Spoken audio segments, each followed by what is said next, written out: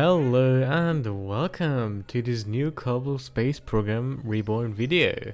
In this series we launch rockets and explore space, and starting off with a simple Prometheus 3 mission carrying around 3 contracts we're due to finish.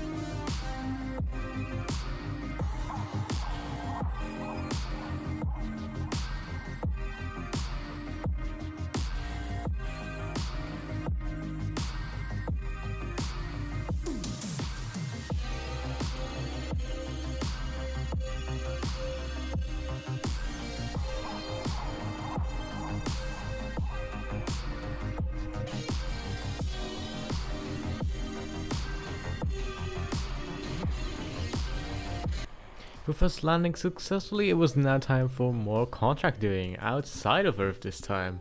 We had around 2 contracts to complete, which was to send back data from orbit of Earth as well as Moon.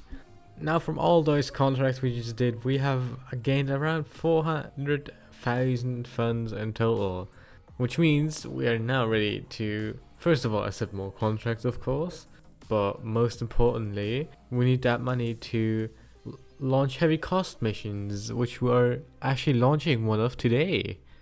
Thus being the KZ-4 rocket being constructed on your screen right here. This is carrying around 2 astronauts which are going for the infamous Moon. Unfortunately they will not be landing on it, but instead will orbit around it and scan its surface with its newest technology of surface scanning / telescopes. But before all of this, we will need to make a quick stop at Nautica or space station to refuel, as our fuel limitations for the initial launch were high and we couldn't fit all of the fuel inside this one launch vehicle.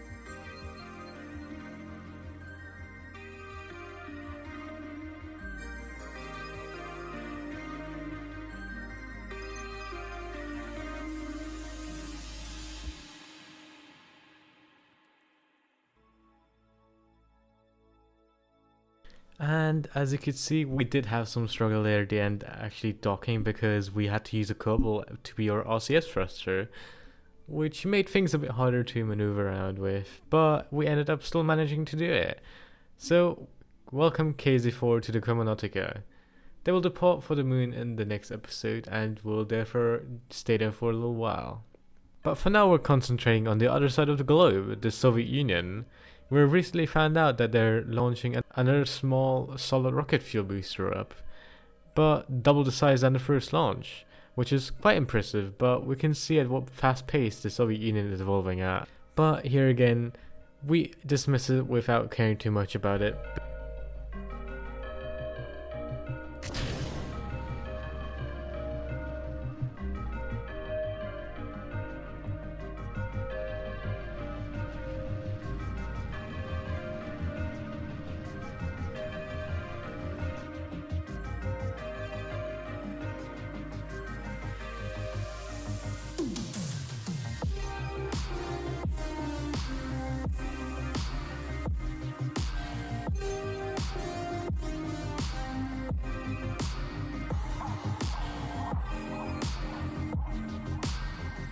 It had actually exploded a few times during the launch, and they lost all of the newly built flaps, which haven't been used before, which shows their weak quality of materials. Yet they still managed to reach an apogee of over 400 kilometers, breaching the common line before plummeting down towards Earth.